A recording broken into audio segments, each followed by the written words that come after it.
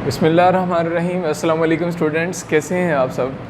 आज के इस लेक्चर में हम पढ़ने जा रहे हैं आज का फर्स्ट ईयर का सेकंड प्ले जो विज़िट टू स्मॉल प्लैनेट, और उसके साथ हमारा आज सेकंड टॉपिक होगा फेरा वर्ड्स जो डिस्कस करेंगे फ्रॉम 121 टू 125।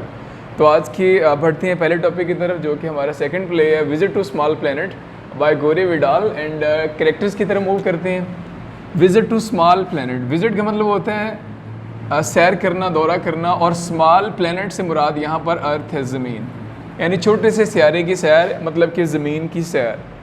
कैरेक्टर्स के अंदर रॉजर स्पेल्डिंग है, और ये एक टीवी अनाउंसर है, यानी ख़बरें जो है वो पढ़ने वाला टीवी के ऊपर, और मिसिस स्पेल्डिंग हाउसवाइफ है,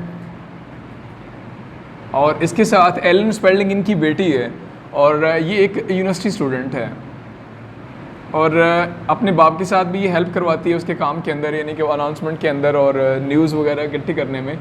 और उसके अलावा जॉन रेंडलिफ है, ये एलन स्पेल्डिंग का फ्रेंड है, और ये भी यूनिवर्सिटी स्टूडेंट है। इसके अलावा ये एक क्या नाम है, ज़िम्मेदार है, अच्छी खासी इसके पास ज़मीनें मौजूद हैं, और काश्तकारी करता है, मूंगफली वगैरह उगाता है। इसकी डिस्क्रिप्शन भी शॉर्ट सी आएगी।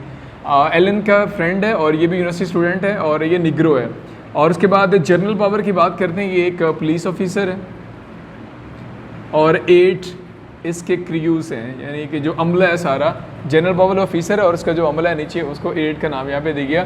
और हमारा जो मेन कैरेक्टर है यहाँ पर, हमारा जो हीरो है वो है क्रेटन, ठीक है।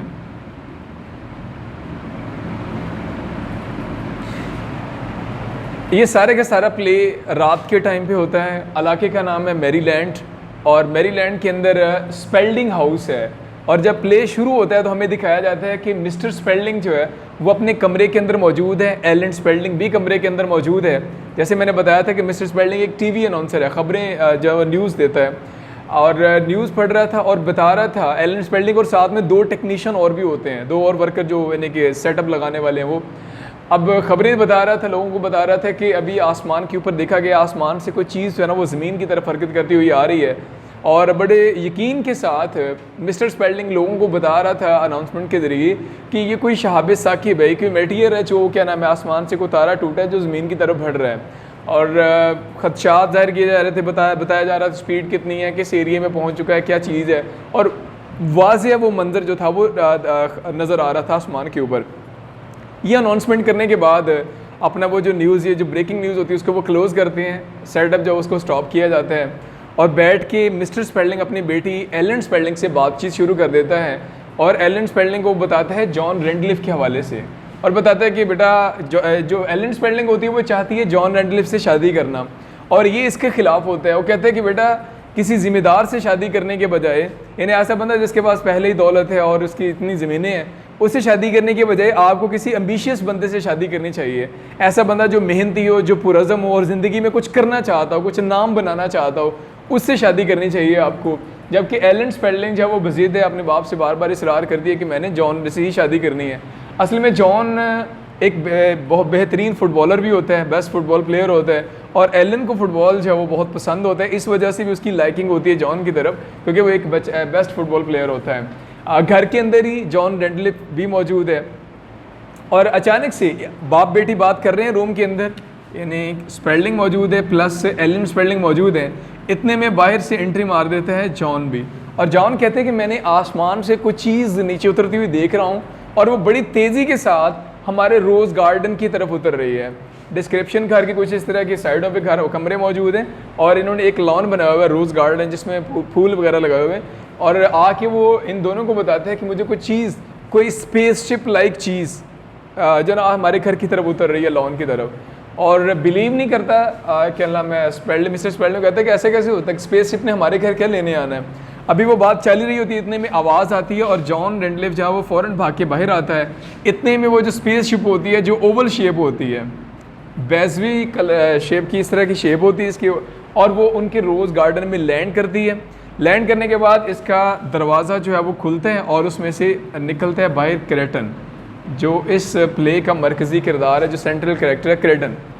क्रेटन जो ही निकला, जॉन रेंडलिफ ने उससे हाथ मिलाया, हैंडशेक किया, और उसके बाद उसने देखा कि इसका जो लिबास है, जो इसने ड्रेसिंग की हुई है, वो बहुत पुरानी है, यानी ज़मीन की तारीख के मुताबिक जैसे 1860 के अंदर 1850 के अंदर लोग ड्रेसिंग करते थे, उस तरह की ड्रेसिंग इसने की हुई थी क्रेटन ने। बड़ी फैंसी और बड़ी अजीब तरह की ड्रेसिंग की हुई थी। तो बहरहाल उससे हैंडशेक करते हैं और उससे बताते हैं कि नाम तो बताते हैं कि क्रेटन, यानी मेरा नाम क्रेटन है। और अभी ये बात कर ही रहे होते हैं, इतने में मिस्टर स्पेल्डिंग और एलन स्पेल्डिंग भी कमरे से बाहर आ जाते हैं। अब यानी यहाँ पर क्रेटन भी मौजूद है, उसके बाद जॉन भी मौजूद है और मिस्टर स्पेल्डिंग भी मौजूद है और एलन स्पेल्डिंग भी मौजूद है। और मिस्टर स्पेल्डिंग फ़ौरन क्रेटन से मुखातिब होता है और मुखातिब होते ही क्रेटन से कहते हैं कि क्या नाम है, आपका नाम क्या है और आप कहाँ से आए हो? तो बताते हैं कि मेरा नाम क्रेटन है और मैं किसी और सियारे से आया हूँ, किसी और प्लेनेट से आया हूँ। तो जो ही वो कहते हैं मैं किसी और सियारे का हूँ, तो मिस्टर स्पेल्डिंग जो है वो खुश हो जाता है। उसको ये होता है कि चलो अब मैं इसके इंटरव्यू करूँगा और मेरी रेटिंग जो है वो बढ़ जाएगी, यानी पब्लिसिटी जो है वो ज़्यादा हो जाएगी। मिस्टर स्पेल्डिंग उसको बोलते हैं कि अब मैं आपका इंटरव्यू करना चाहता हूँ। तो फ़ौरन क्रेटन उसको रिप्लाई करता है कि आप मेरा इंटरव्यू ज़रूर करें, लेकिन इससे आपको ही परेशानी होगी, आप ही मुसीबत में आएंगे। तो मिस्टर स्पेल्डिंग बोलता मुझे क्या परेशानी हो सकती है? कहता देखना अभी थोड़ी देर के बाद आपके घर के चारों तरफ जब वो आर्मी आके खड़ी हो जाएगी और आपके घर की तलाशी ली जाएगी और पूछगिछ की जाएगी आपसे भी। तो अभी ये कहना था, क्रेटन उसको बता रहा था इंटरव्यू देने से पहले, इतने में जनाब वो गाड़ी आ जाती है। हमारा जो नेक्स्ट कैरेक्टर है जनरल पावर, एक पुलिस ऑफिसर है, वो भी वहाँ पर मौके पर पहुँच जाता है, जनरल पावर। और +8 यानी उसके जो क्रूज़ होते हैं वो भी अपने सिपाहियों को साथ लेके जनरल पावर यहाँ पे आ जाता है और आते ही इन्वेस्टिगेशन स्टार्ट कर देता है कि आप कौन हो। तो उसको भी एज इट इज़ यूजुअल बताया जाता है कि मेरा नाम क्रेटन है और जनरल पावर उसको बताता है, फिर धमकी देता है, धमकाता है कि अपना सही नाम बताओ और ये बताओ आए कहाँ से हो, क्या किसी और मुल्क से आए हो, जासूसी करने के लिए यहाँ पर आए हो, किस मकसद के लिए आए हो तुम यहाँ पे, और ये क्या मशीन है, किस में बैठ के आए हो, यानी क्या चीज़ है ये वाली। और साथ ही ये कहते हुए कि तुम कौन हो क्वेश्चनिंग करने के दौरान अपने सिपाहियों को हुक्म देता है कि जाओ जाके ये जो स्पेसशिप है जिसके ऊपर बैठ के इसकी तलाशी लो ज़रा। सिपाही जाते हैं और जाके इसका मुआयना करते हैं और आके वो बताते हैं अपने इसको ऑफिसर को कि सर तकरीबन इसका कुतर 14 फिट है और अंदर कुछ भी नहीं है, यानी खाली ये जो ढांचा आपको नज़र आ रहा है बस यही है, अंदर कोई पुर्जे कोई मशीन कोई चीज़ नज़र नहीं आ रही है, खाली ढांचा ही है ये वाला। तो ये रिपोर्ट देते हैं अपने ऑफिसर को और इसके साथ ही वो उससे पूछगिछ करता है और वो क्रेटन उसको बताता है कि मैं किसी मुल्क से नहीं आया हूँ और ना ज़मीन के किसी और हिस्से से आया हूँ, मैं आसमान से मरीख से भी नहीं आया हूँ, बल्कि मैं किसी और प्लेनेट से आया हूँ और मैं असल में कई सालों से ज़मीन का मुताला कर रहा था, स्टडी कर रहा था कि ज़मीन के लोग जो हैं वो कैसे रहते हैं और इनका लाइफस्टाइल क्या है, इनका इंटेलेक्चुअल लेवल क्या है, कई सालों से पढ़ रहा था। और जिस सियारे पे मैं रहता हूँ हमारे सियारे के लोग बहुत कम मूव करते हैं, बहुत कम सफ़र करते हैं, लेकिन मैं चूँकि ज़मीन के बारे में कई सालों से पढ़ रहा था तो मेरे दिल में था, मुझे शौक़ था कि मैं ज़मीन का विज़िट करूँ, इसलिए मैं विज़िट करने के लिए यहाँ पर आया हूँ। और जनरल पावर को यकीन नहीं आ रहा था कि ये सच बोल रहा है कि ये किसी और सियारे से, क्योंकि वो दिख इंसानों की तरह ही रहा था, ड्रेसिंग भी इंसानों ने की हुई थी, सारा कुछ एज यूजुअल था। तो अब क्रेटन उससे अब मुखातिब होते हैं जनरल पावर से, जनरल पावर से बोलते हैं कि अच्छा और तुम्हारे, और सर वो बताता है कि हमारे इलाके हमारे वहाँ के जो रहने वाले लोग हैं ना हमारे सियारे के, वो जनरल पावर को बता रहा है कि वो अल्लाफानी लोग हैं, उनको मौत नहीं आती है, मरते नहीं हैं। तो जनरल पावर आगे से फिर गुस्से से कहता है अच्छा मरते नहीं हैं, अब तुम ज़रूर मरोगे अगर ये कन्फर्म हो गया कि तुम वाकई जासूस हो और किसी और मुल्क के आए हुए। तो साथ ही क्रेटन उसको बताता है कि तुम ऐसा नहीं कर सकते, यानी तुम मुझे मार नहीं सकते, तुम तो मुझे छू भी नहीं सकते, तुम मुझे हाथ नहीं लगा सकते, तुम जो सोच रहे हो मुझे उसका मालूम है, मुझे पता है तुम क्या सोच रहे हो। जनरल पावर कहता है अच्छा बताओ फिर मैं क्या सोच रहा हूँ अभी। तो साथ ही क्रेटन उसको रिप्लाई करता है कि अब तुम ये सोच रहे हो कि मैं शायद को पागल हूँ या मैं किसी और मुल्क का जासूस हूँ, और एन उस वक्त जनरल पावर बिल्कुल वैसे ही सोच रहा होते हैं। अच्छा कहते हैं कि शायद ये कोई इंसिडेंट भी हो सकता है कि मैं सोच रहा हूँ और ये बता दें, और थोड़ी देर के बाद फिर जनरल पावर बताता है अच्छा अब बताओ अब मैं क्या सोच रहा हूँ। तो क्रेटन फिर उसको बताता है कि अब तुम ये सोच रहे हो कि मेरे ये जो शोल्डर पे फूल हैं 2 लगे हुए हैं, 2 स्टार्स हैं, ये अनकरीब 3 स्टार हो जाएंगे अगर मैं किसी तरह से इसको पकड़ने में कामयाब हो जाऊँ, यानी मेरी तरक्की हो जाएगी, मेरी प्रमोशन हो जाएगी। और ठीक उस टाइम पे जनरल पावर वही सोच रहा होता है। अब जनरल पावर थोड़ा सा इम्प्रेस होता है क्रेटन से कि ये वाकई उसने कहा था कि मैं माइंड रीड कर देता हूँ, और साथ उसने ये भी कहा था कि हम इमोर्टल लोग हैं, और साथ ये भी कहा था कि हम ज़मीनी लोगों से बहुत एडवांस हैं, हम ज़मीन से तकरीबन 5000 साल आगे हैं, यानी जो तहजीब ज़मीन के ऊपर अब है साथ वो बताते हैं जनरल पावर को कि अब आप लोग जिस लेवल पे जी रहे हो ना, लाइफ गुजार रहे हो, ये लाइफस्टाइल हम 5000 साल पहले गुजार चुके हैं, हम इतने मॉडर्न एडवांस हैं, हम हमारा प्लेनेट जो है। तो साथ ही उसको एलन फिर इंटरफेयर करती है और एलन कहती है कि अच्छा आप बड़े एडवांस हो, हमें तो अपनी तहजीब पर बड़ा फ़ख्र है, यानी हमें तो बड़ा क्या हमने इतने सालों से इतनी ज़्यादा तरक्की कर ली है। क्रेटन फिर उसको बताते हैं और क्रिटिसाइज़ करता है यहाँ पर ह्यूमैनिटी को और अर्थ पीपल को कि यही तो तुम्हारा फॉल्ट है कि तुम अपने ऊपर गुरूर करना शुरू कर देते हो, फ़ख्र करना शुरू कर देते हो, तकब्बर करना शुरू कर देते हो। यही वो चीज़ें, यही वो नासर है जो तुम्हारी तरक्की के रास्ते में रुकावट है। अगर इन चीज़ों को निकाल दिया जाए तो यकीनी तौर पर चंद सालों के अंदर तुम हज़ारों साल एडवांस की तरक्की कर सकते हो ये लोग। तो यहाँ पर उसने असल में क्रिटिसाइज़ किया हुआ राइटर ने यहाँ पर ये जो ह्यूमन परसेप्शन है, यानी जो चीज़ें हमारे अंदर नेगेटिविटीज़ हैं, नेगेटिव इम्प्रेशन हैं हमारे अंदर, हम फ़ख्र करते हैं, गुरूर करते हैं, तकब्बर करते हैं अपनी पोजीशन का, अपनी सोच का, अपने पास मौजूद चीज़ों का, इसको भी वो क्रिटिसाइज़ करता है। इसके बाद क्या नाम है, उसकी बातचीत इससे जारी होती है और जनरल पावर फ़ौरन पुलिस अपने जो उसके सिपाही होते हैं उसको ऑर्डर करते हैं कि अभी थोड़ी देर पहले, यानी बात कर रहा होता है, इसी दौरान जनरल पावर को फ़ोन आता है उसके अमेरिकन प्रेसिडेंट का कि कोई भी किसी भी हालत में किसी भी तरह से करके ये जो स्पेसशिप उतरी है इसका पूरा बायोडाटा लो और मुझे वो बायोडाटा सेंड करो, यानी पूरी मालूमात मुझे सेंड करो। और जनरल पावर क्रेटन को बोलता है कि मुझे फ़ोन आया अभी कि मैं आपको वो सारी जो मालूमात है वो लेके आपके बारे में मैंने सेंड करनी है, इसलिए मुझे अब आपकी स्पेसशिप की जो वो सर्च करना पड़ेगा। तो फ़ौरन क्रेटन कहता है कि आप मेरे स्पेसशिप को देख तो सकते हैं लेकिन आप इसको हाथ नहीं लगा सकते, इसको छू नहीं सकते, इसको सर्च आउट नहीं कर सकते हैं अगर मैं ना चाहूँ तो फ़ौरन उसका ऑर्डर देता है अपने सिपाहियों को कि इसको छोड़ो, आप मेरी बात मानो और जाओ इसको सर्च करके आओ कि ये क्या चीज़ है, ये बनी किस चीज़ की है, कौन सी मशीनरी इसके पास है, क्या चीज़ मौजूद है इसके अंदर। उसके सिपाही उसके कहने पर जो ही आगे बढ़ते हैं तो स्पेसशिप से 1-1.5 फीट के फासले पर खड़े हो जाते, रुक जाते हैं, परेशान हो जाते हैं, क्योंकि इतने में वो स्पेसशिप के इर्द गिर्द स्पेसशिप का दरवाज़ा ऑटोमेटिकली बंद हो जाता है और उसके गिर्द एक इनविजिबल वॉल बन जाती है, एक ना दिखने वाली दीवार सी बन जाती है। अब वो लोग उसको देख भी रहे हैं लेकिन आगे नहीं बढ़ पा रहे हैं।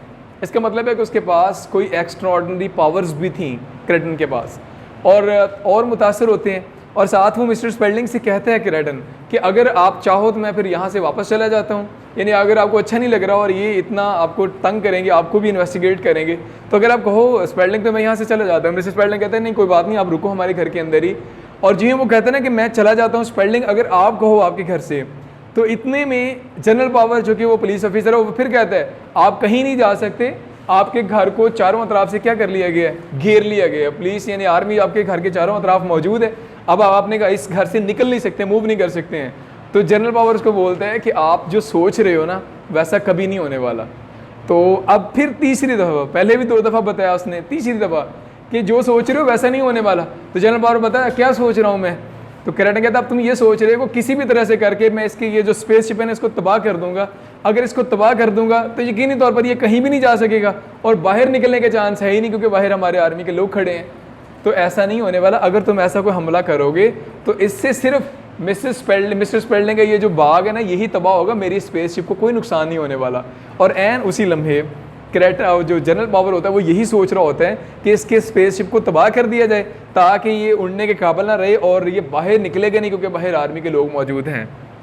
इतने में जना उनकी माबैन था। और साथ ही एलन फिर पूछती है, जब ये बात कंप्लीट हो जाती है एलन फिर कर दी है, एलन कहती तुम हर बात करेक्ट बता रहे हो उसकी जनरल पावर की, अच्छा ये बताओ हम क्या सोच रहे हैं, यानी मैं और उसके बाद एलन स्पेल्डिंग, मिसेस स्पेल्डिंग और मिस्टर स्पेल्डिंग, हम पूरी फैमिली क्या सोच रहे हैं बताओ।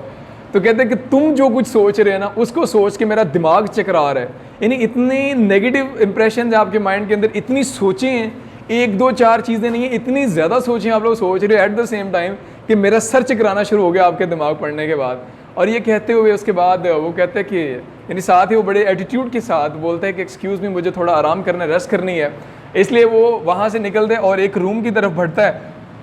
जी वो रूम की तरफ जाने लगते हैं तो मिस्टर स्पेल्डिंग जो होता है वो उसको क्या नाम है साथ ही एलन स्पेल्डिंग को ऑर्डर करते हैं कि बेटा जाओ और इसका रूम दिखा दो जहाँ पर ये रेस्ट कर ले। तो फ़ौरन ही जो जा रहा होता है क्रेटन उसको बोलता है कि आपको बताने की ज़रूरत नहीं है, आपने जो सोचा है ना मेरा कौन से वाला रूम है मुझे पता लग गया आपके सोचने से, लेकिन एक चीज़ मुझे परेशान कर रही है कि आप इतना ज़्यादा सोचते हो ज़मीनी लोग, यानी इतने डिफरेंट आइडियाज़, डिफरेंट तरह की थॉट्स एक ही टाइम पे आप लोग आपका दिमाग चल रहा है, इस चीज़ ने तो मुझे परेशान करके रख दिया कि आप इतना ज़्यादा सोचते हो। और इसके साथ ही वो जमाइयाँ लेता हुआ उस रूम की तरफ बढ़ जाता है जिस रूम के अंदर उसे रेस्ट करनी है, और प्ले यहाँ पर क्लोज हो जाता है। अब हम सब के लिए क्या चीज़ उसने स्टोरी राइटर ने 2-3 पॉइंट्स हम सब के लिए छोड़े। नंबर 1 कि इंसान ये सोचता है कि ज़मीन पर रहते हुए उसने बहुत ज़्यादा तरक्की कर ली है और शायद वो बाकी प्लैनेट्स के ऊपर अगर कोई मखलूक, अगर कोई क्रिएचर आबाद है तो वो कभी भी इंसान का मुकाबला नहीं कर सकेगी। ऐसा इंसान सोचता है इस ज़मीन के ऊपर ठहर के, एंड इट इज़ पॉसिबल कि किसी और प्लैनेट के ऊपर भी कोई और मखलूक हो जो इंसान से कई हज़ार साल एडवांस हो। नंबर 1। नंबर 2, इंसान उस लेवल को अचीव क्यों नहीं कर सका? अगर कोई और मखलूक है और वो इंसानों से 5000 साल एडवांस है, इंसान क्यों इतनी तरक्की नहीं कर सका? तो उसके पीछे राइटर ने यहाँ पर क्रिटिसाइज़ किया कि हमारे अंदर प्राउड, हम फ़ख्र करने वाले लोग हैं, गुरूर करने वाले लोग हैं, तकब्बुर करने वाले लोग हैं। ये फ़ख्र, गुरूर, तकब्बुर, अना, ये चंद एक एलिमेंट ऐसे हैं जो इंसानों के अंदर मौजूद है, जिसकी वजह से इंसानों की तरक्की बहुत सुस्त रवि का शिकार है, बहुत स्लो चल रही है। और क्रेटन बताता है कि हमारे प्लेनेट के लोग एक दूसरे से जेलसी नहीं करते, फ़ख्र नहीं करते, गुरूर नहीं करते, तकब्बुर नहीं करते, हम सिर्फ काम करते हैं बस, और अपने हिस्से की जो जिम्मेदारी उसको निभाते हैं, जिम्मेदारी को अच्छे से पूरा सर अंजाम देते हैं। तो दूसरा जो क्रिटिसिज्म है वो ह्यूमैनिटी के ऊपर क्रिटिसिज्म है कि तरक्की इस वक्त इंसान अगर पीछे है तो क्यों पीछे है, उसकी वजह ये नेगेटिव एलिमेंट्स है जो ह्यूमन पर्सनैलिटी के अंदर मौजूद हैं। और तीसरे नंबर पे कि पावर का हमेशा नाजायज़ इस्तेमाल करना इंसान ने सीखा है। जैसे जनरल पावर का नाजायज़ इस्तेमाल करने की कोशिश करता है, धौंस जमाने की कोशिश करता है, हठधर्मी दिखाने की कोशिश करता है, बातचीत नहीं करता, और फिर तब इम्प्रेस होता है जब वो उसको अपना एक्स्ट्राऑर्डिनरी पावर दिखाता है। तो ज़मीन पर बसने वाले जितने भी इंसान हैं, जिसको भी अथॉरिटी मिलती है वो अपनी अथॉरिटी को मिसयूज़ हमेशा करता है, लाजमन करता है, और ये इंसानियत का एक बहुत मनफी पहलू है जिसकी वजह से इंसान जो वो तरक्की के रास्ते में बहुत पीछे है। तो असल में ओवरऑल ह्यूमन प्रोग्रेस को जी यहाँ पे क्रिटिसाइज़ किया हुआ है, तरक्की करने के रास्ते, तरक्की कैसे चल रही है और रास्ते में कौन कौन सी ऐसी चीज़ें हैं जो रुकावट बन रही हैं। इसके साथ ही ये प्ले की जो शॉर्ट स्टोरी थी, शॉर्ट व्यू, वो कंप्लीट होता है और एक्सरसाइज की तरफ मूव करते हैं। इसके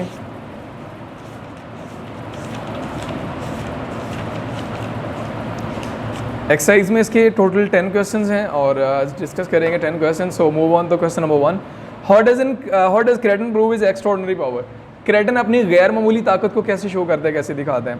क्रेटन erected an invisible wall around is flying object. अपने वो जो फ्लाई ऑब्जेक्ट होता है, उसका उड़ने वाली तशरी होती है जो स्पेसशिप, उसके गिर्द एक ना दिखने वाली दीवार बना देते हैं, and nobody could go near it, और उसकी इजाज़त के बगैर कोई उसके करीब नहीं जा सकता। Stop the people from going near him, लोगों को पास जाने से रोकते हैं, and they could not even touch him, और लोग उसको छू भी नहीं सकते। He could read the mind of the people, और वो लोगों के दिमाग को भी पढ़ सकता है।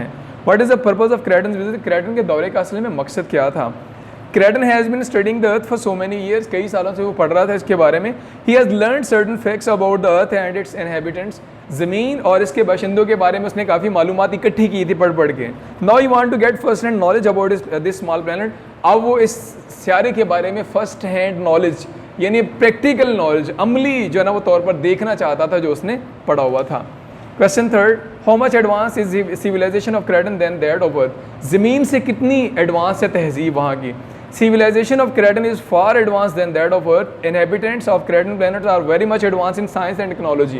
वहाँ के लोग जिस प्लेनेट से ये आया था, क्रेटन आया था, तरक्की के अंदर बहुत एडवांस हैं साइंस और टेक्नोलॉजी में, and they have conquered time and space, और टाइम और स्पेस, खला, दोनों चीज़ों के ऊपर उन्होंने गिरफ्त पा ली है। They can see even future, हत्ता कि वो मुस्तकबिल भी देख सकते हैं। And can the people of earth compete with those of क्रेटन? क्या ज़मीनी लोग क्रेटन का मुकाबला कर सकते हैं? People of the earth can't compete with the people of Cretan. The people of earth have little knowledge of universe and they can't see future. कम इल्म है, मुस्तकबिल नहीं देख सकते। Beside inhabitants of the earth are mortal. यहाँ के लोग funny लोग हैं, यानी फ़ना होने वाले हैं। Whereas people of Cretan are immortal, जबकि वहाँ के लोग जो हैं वो लाफ़ानी हैं। How much damaging is violence in life? ज़िंदगी में तशद्दुद किस कदर नुकसानदेह है, यानी तशद्दुद क्या रोल प्ले करता है? Violence creates hatred among people and make them enemies of one another. तशद्दुद ज़िंदगी में लोगों को एक दूसरे का दुश्मन बना देते हैं। It marks the pace of progress and brings the march of civilisation to a standstill. तरक्की के रास्ते में सबसे बड़ी रुकावट है, और तहजीब को फलने फूलने में भी सबसे बड़ी रुकावट जो है वो तशद्दुद है। It makes the world a dull place of unworthy of living, और ये ज़मीन को एक ऐसी जगह बना देता है जो रहने के काबिल नहीं है। और what type of life do you foresee in the year 5000? 5000 के साल में, यानी 2019 चल रहा है, 2020 चल रहा है, अभी स्टिल 2020 चल है, ईयर 5000 जब होगा तो लाइफ कैसी होगी? In the year 5000 people will have acquired great knowledge about the universe, कायनात के बारे में बहुत इल्म हासिल कर चुका होगा इंसान। दे will have conquered not only the forces of nature, ना सिर्फ कुदरती चीज़ों पर काबू पा चुका होगा, but also the impulses of their own nature, बल्कि अपने ऊपर भी, अपने दिमागों पर भी कंट्रोल पा चुका होगा। Thus they will have learn to live in peace with one another, इस तरह से वो एक दूसरे के साथ पुरअमन तरीके से रहने में कामयाब हो चुका होगा। How impressive are the morals of Kreton, Kreton का अखलाक किस कदर मुतासर कुन था। Morals of Kreton were very impressive. He was free from हेटेड एंड एनमिटी, दुश्मनी और तकब्बुर इन चीज़ों से पाक था। ही वॉज टॉलरेंट, बुर्दबार था, पोलाइट, शाइस्ता था, लविंग, मोहब्बत करने वाला, एंड काइंड और रहम दिल था। And he had a positive approach toward affair of life, और ज़िंदगी के मामलात के बारे में उसकी सोच मुस्बत थी। What is the role of general power in the play, इस खेल में जनरल पावर का क्या किरदार है। The spaceship created so many doubts in the minds of the people, लोगों के दिमागों में बहुत सारे डाउट्स क्रिएट किए इस स्पेसशिप ने। General power was assigned the task of find out the reality, general power को ये टास्क मिला था कि वो इसको सर्च आउट करे कि मामला क्या है।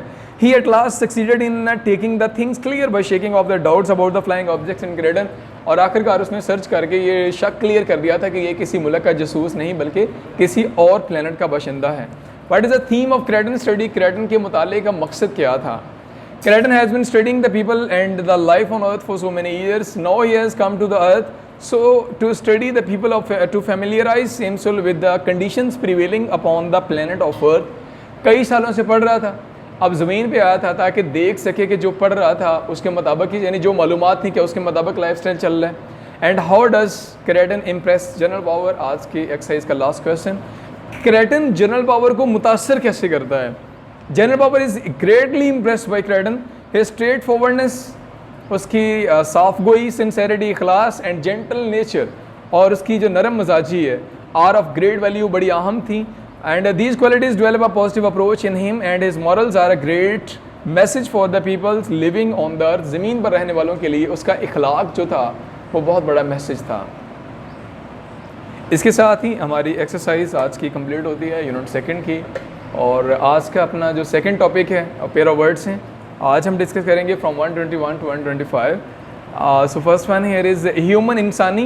Human nature is the same everywhere, इंसानी फितरत हर जगह एक जैसी है। ह्यूमनी, नेक दिल, ट्रीट द पुअर इन अ ह्यूमनी वे, लोगों के साथ अच्छा आजिज़ी वाला सलूक करना चाहिए।